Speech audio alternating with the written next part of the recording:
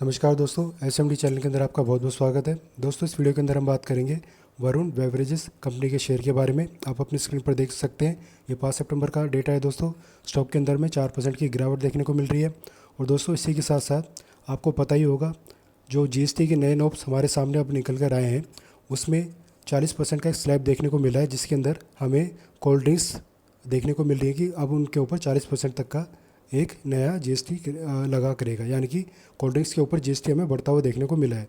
और दोस्तों, वरुण बेवरेजेस आपको पता ही है, सॉफ्ट ड्रिंक या कोल्ड ड्रिंक कह लीजिए, यही कंपनी बनाती है। तो इसका इफेक्ट दोस्तों इस स्टॉक के ऊपर हमें देखने को मिल रहा है। अब ऐसे में दोस्तों, किन लेवल पर हम इसमें खरीदारी करके चल सकते हैं और हमें सेलिंग करनी है तो कहाँ तक हमें सेलिंग करनी चाहिए, इन सब के बारे में हम बात करेंगे। और ज़रा हम चार्ट पर चल के समझते हैं दोस्तों, क्या हमारे लेवल्स रहेंगे। न्यूज़ तो आपको पता चल चुकी है दोस्तों, कोल्ड ड्रिंक के ऊपर अब 40% जीएसटी लगेगा, यानी कि कोल्ड ड्रिंक पीना हमारे लिए अब थोड़ा सा महंगा होने वाला है। अब ज़रा दोस्तों इसके लेवल्स देख लेते हैं हम। सबसे पहले नीचे में डिमांड रेंज, यानी कि सपोर्ट लेवल हमारे कहाँ से कहाँ तक है, 389 से लेकर 436, ये हमारे सपोर्ट लेवल है।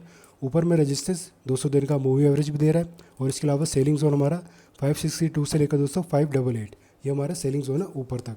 इसमें दोस्तों हमारे लॉन्ग टर्म का जो टारगेट है वो 1000 का था, लेकिन जिस तरीके से न्यूज़ निकल कर आ रही है, जो जीएसटी के रिगार्डिंग न्यूज़ निकल कर आ रही है, उसको देखकर यही लग रहा है कि जो 1000 का टारगेट है दोस्तों, इसको आने में थोड़ा सा ज़्यादा टाइम लग सकता है अब, यानी कि 1 साल से ज़्यादा का वक्त यहाँ पर हमें देखने को मिल सकता है 1000 के टारगेट आने पर।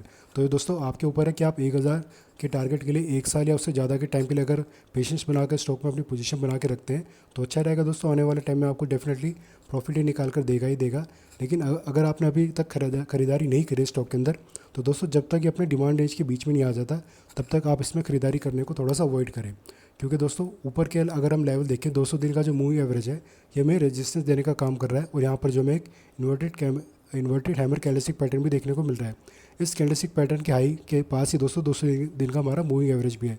इसी रेंज के आसपास दोस्तों बहुत सारे स्टॉप लॉस भी लगे हुए हैं सेलर्स के। तो यहाँ पर अभी जो सेलर बहुत ही ज़्यादा हैवीली एक्टिव है और पूरी कोशिश करेंगे जो सेलर्स हैं दोस्तों, इसको अपनी डिमांड रेंज के आसपास तक लेकर जाने की। दोस्तों जब भी अपनी डिमांड रेंज के पास आएगा और आरएसआई अगर उस टाइम 25 और 35 की रेंज के बीच में होगा, मान लीजिए 25 के आसपास भी हमें देखने को मिल जाए और डिमांड रेंज के बीच में हो या फिर दूसरे सपोर्ट के आसपास हो, तब आप इसमें बाइंग साइड में पोजीशन बनाने के बारे में सोचिएगा। और शॉर्ट टर्म के हिसाब से अगर आप इस लेवल पर खरीदारी करके चलेंगे तो अपना टारगेट आप ऊपर में या तो 200 दिन का मूवी एवरेज भी लेकर चल सकते हैं, क्योंकि रेजिस्टेंस देने का काम करेगा अगले कुछ दिनों तक। या फिर अगर आप थोड़ा सा 6-7 महीने के हिसाब से अपनी पोजीशन को बना के रखना चाहते हैं, तो अपना जो रेजिस्टेंस है दोस्तों सबसे पहला 562 का, इस लेवल तक भी आप अपने टारगेट लेकर चल सकते हैं। और लॉन्ग टर्म का टारगेट क्या होगा दोस्तों, वो मैंने आपको बता दिया। और अगर दोस्तों करंट लेवल पर किसी ने सेलिंग साइड में पोजीशन बना रखी है, तो उनके लिए टारगेट रहेंगे दोस्तों, ये जो हमारा डिमांड रेंज है, इस लेवल के आसपास से आप अपने प्रॉफिट बुकिंग करके सेलर जो भी हैं वो अपना एग्जिट कर ले स्टॉक से, तो ज़्यादा अच्छा होगा दोस्तों। क्योंकि यहाँ से हमें एक बाउंस बैक देखने को मिल सकता है। भले ही दोस्तों 40% जीएसटी लग गया हो कोल्ड ड्रिंक्स के ऊपर, लेकिन इसका मतलब ये नहीं है कि कंपनी ठप हो जाएगी। जैसे ही अपने डिमांड रेंज के पास जाएगी दोस्तों, यहाँ से में पूरे चांसेस हैं इसका एक बाउंस बैक आने के। लेकिन एकदम से स्टॉक ऊपर नहीं जाएगा दोस्तों, उसको टाइम लगेगा अभी ऊपर जाने में।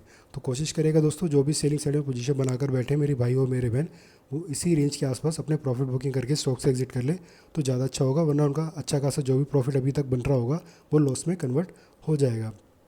तो दोस्तों मुझे उम्मीद है जो लेवल्स मैंने आपको बताने की कोशिश करी है, जो टारगेट्स मैंने आपको बताने की कोशिश करी है, अगर ये सभी चीज़ें आपको अच्छी लगी हो, यूज़फुल लगी हो, तो वीडियो को लाइक करना, चैनल को सब्सक्राइब करना। धन्यवाद।